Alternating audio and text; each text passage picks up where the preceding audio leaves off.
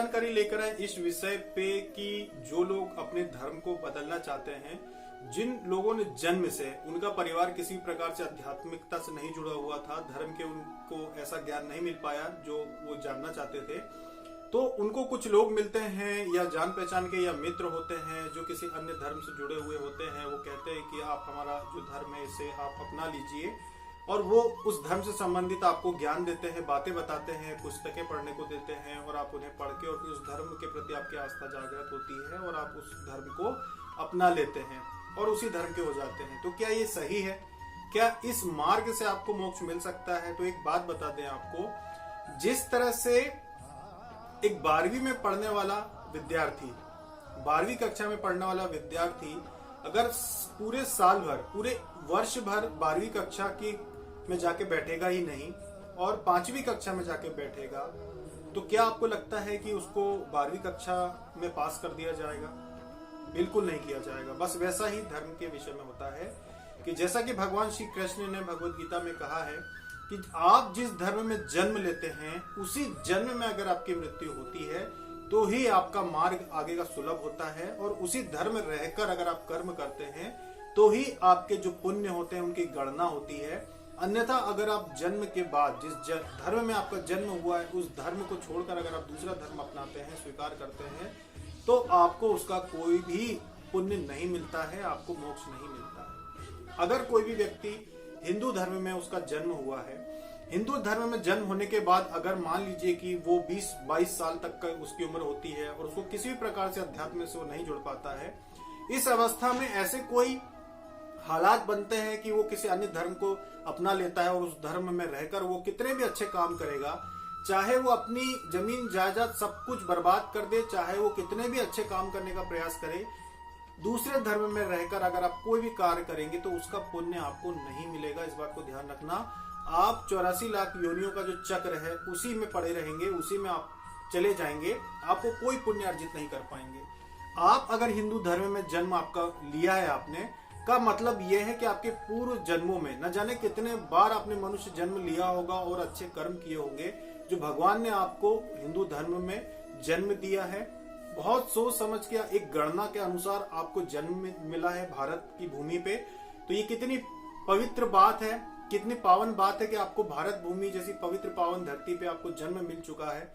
आप हिंदू धर्म में आपका जन्म हो गया, ये और अच्छी बात है, जो कि एक सनातन धर्म है। हिंदू धर्म में एकमात्र धर्म था और अन्य कोई धर्म थे ही नहीं जब इस सृष्टि का निर्माण हुआ। जब भगवान ने स्वयं इस सृष्टि में अवतार लिए, धर्म की स्थापना की, धर्म के विषय में ज्ञान दिया और धर्म की स्थापना के लिए अवतार तक लेना पड़ा, उस वक्त भी अन्य कोई धर्म नहीं था। तो उसी अवतारित पुरुष श्री कृष्ण ने ये बात कही है कि अपने धर्म में जो व्यक्ति रहकर ही मृत्यु को प्राप्त होगा, अपने धर्म के लिए लड़ते हुए अगर आप मृत्यु को भी प्राप्त हो जाते हैं तो भी आपको स्वर्ग की प्राप्ति हो ना हो लेकिन मोक्ष आपको प्राप्त हो जाता है। का मतलब ये है कि अगर आप अपने धर्म में रहकर मर जाते हैं, अगर आप बहुत बड़े तपस्वी सन्यासी नहीं भी हुए, तब भी आपका मोक्ष का मार्ग जो है वो बन सकता है, आपको मोक्ष प्राप्त हो सकता है। लेकिन अगर आप धर्म परिवर्तन कर लेते हैं, एक प्रकार से आप और आपके आने वाली जितनी भी पीढ़ियां हैं, आपने सबका भविष्य जो है बर्बाद कर दिया आपके वजह से। अगर आप हिंदू धर्म में रहते हैं और हिंदू धर्म में रहते ही भक्ति पूजा पाठ करते हैं और इसके अनुसार ही आपकी मृत्यु होती है, तो आपकी संतानें भी जो है वो पूरे सही तरीके से आपका क्रियाकर्म करेंगे, आपका पिंडदान श्राद्ध सब कुछ करेंगे। आने वाली जो पीढ़ियां वो भी इन चीजों को दोहराती जाएंगी, आगे बढ़ती जाएंगी, और आपकी आने वाली जो भी पीढ़ियां हैं, साथ में जो आपके पितर हैं, जो पितृ हैं, जो पूर्वज आपके जो स्वर्गवासी हो चुके हैं, उन सभी को सदगति प्राप्त होगी, उन सभी को सुख प्राप्त होगा। आपकी आने वाली पीढ़ियां जब श्राद्ध करेंगी आपके लिए भी, तो मरने के उपरांत भी आपको उसे सुख प्राप्त होगा। लेकिन अगर आपने धर्म बदल लिया है तो आपके जो आने वाली पीढ़ियां उनको पता ही नहीं चलेगा कि श्राद्ध कैसे किया जाता है, श्राद्ध क्यों किया जाता है। वो आपके मरने के बाद आपके निमित्त भी कभी श्राद्ध नहीं करेंगे। तो जब वो श्राद्ध नहीं करेंगे तो फिर आपको कैसे मुक्ति मिलेगी? ना आपको मुक्ति मिलेगी, ना आपके पितरों को कभी भविष्य में कभी भी ऐसा कुछ भी प्रसाद रूप में प्राप्त होगा जो आपके आने वाली पीढ़ियां करेगी। कुल मिला के कहा जाए तो आपका जो कुल है वो खंडित हो जाएगा, आपका वंश जो है वो खंडित हो जाएगा। पूरी तरह से आप अपने वंश का, आने वाली पीढ़ियों का सत्यानाश कर देंगे। अगर आप सिर्फ 2 अगरबत्ती जलाकर या 1 दीपक जलाकर भी अपने प्रभु से उनका हाथ जोड़ के भी अगर प्रार्थना करते हैं और अपने धर्म में बने रहते हैं तो कहीं ना कहीं आपके पुण्य जो है वो गिने जाएंगे, आपका जो जीवन है वो सफल माना जाएगा। और सिर्फ आप अपने परिवार का पालन पोषण करते हुए भी जीवन बिता देते हैं, आप अपनी जितना भी आपके सक्षम हैं आप उस अनुसार भी अगर आप दान पुण्य करते रहते हैं, मंदिरों में जाते रहते हैं, तीर्थ यात्रा करते हैं, तो भी आपका जीवन कहीं ना कहीं सफल माना जाएगा, क्योंकि कहीं ना कहीं जो आपके पुण्य है वो आपके सहायक होंगे। और अगर आपने पूरे जीवन भगवान का नाम जपते जपते बिता दिया तो फिर आपको मोक्ष मिलेगा। कलयुग की महिमा है।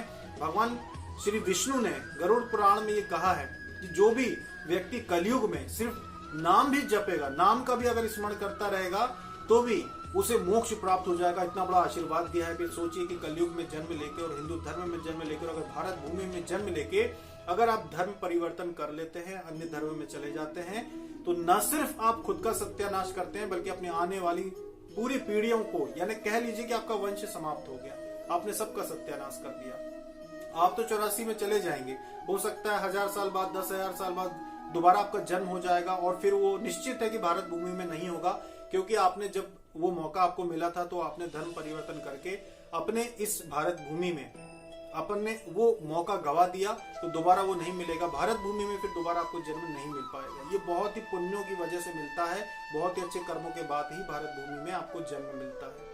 तो अपने धर्म में ही जन्म लिया है तो अपने धर्म के होकर ही आपको जीना है, यही नियम बना ले। अगर आपको कुछ समझ में नहीं आता है कि हमारा धर्म क्या कहता है, हिंदू धर्म में आपने जन्म लिया, आपको कोई बात समझ में नहीं आती है, कोई भी मन में शंका है, तो आप हमारे जितने भी शास्त्र हैं उनको सुन सकते हैं, उनको पढ़ सकते हैं। हमारे जितने भी कथाएं चली आ रही हैं हमारे अध्यात्म से संबंधित, उनको सुन सकते हैं, पढ़ सकते हैं। आपको स्वयं जितने भी आपके मन में शंकाएं हैं वो सारी दूर हो जाएंगी। लेकिन धर्म परिवर्तन करके आप स्वयं का सत्यानाश करते हैं, खुद की जो वंश है, जो पीढ़ी है, उसको आप समाप्त करते हैं।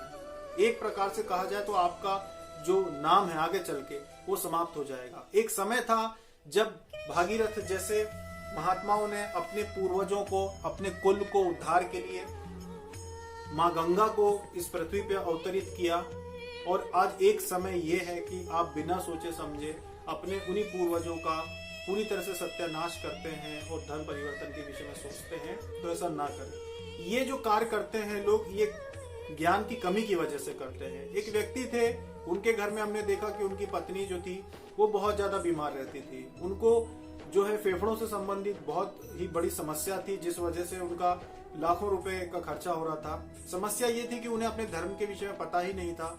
किसी ने कहा कि तुम फलाना जगह जाओ, दूसरे धर्म की एक स्थान है वहां पे जाओ, एक किताब दी कि इस किताब को घर में प्रतिदिन पढ़ो और उस जगह पे आप सप्ताह में एक बार जाओ वहां पे, तो आपको मेरा आराम मिलेगा।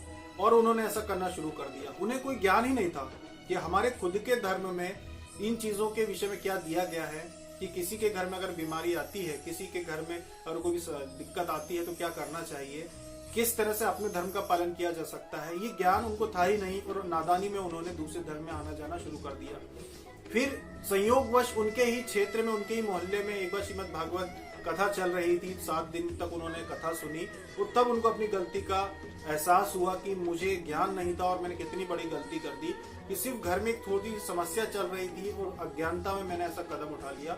और फिर उन्होंने निश्चय किया कि मैं अब ऐसी गलती नहीं करूंगा और अपने ही धर्म का होकर रहूंगा। उसके बाद उन्होंने अपने घर में सात्विक और पवित्र जो हिंदू धर्म के ग्रंथ होते हैं उनको लेकर आए और फिर उनका पढ़ना उनका शुरू किया, उनका पाठन घर में पठन पाठन शुरू किया।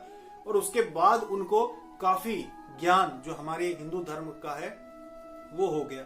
इसलिए किसी के लिए भी एक बात ध्यान रखना भविष्य में अपने जीवन में कि अपने धर्म का होकर ही रहना। बहुत सारे लोग जो पढ़े लिखे हैं, जो अच्छे संपन्न घर के हो गए हैं, वो अपने बच्चों को डराते हैं कि पूजा पाठ नहीं करना है, हम लोग पढ़े लिखे लोग हैं, पढ़ाई पे ध्यान दो।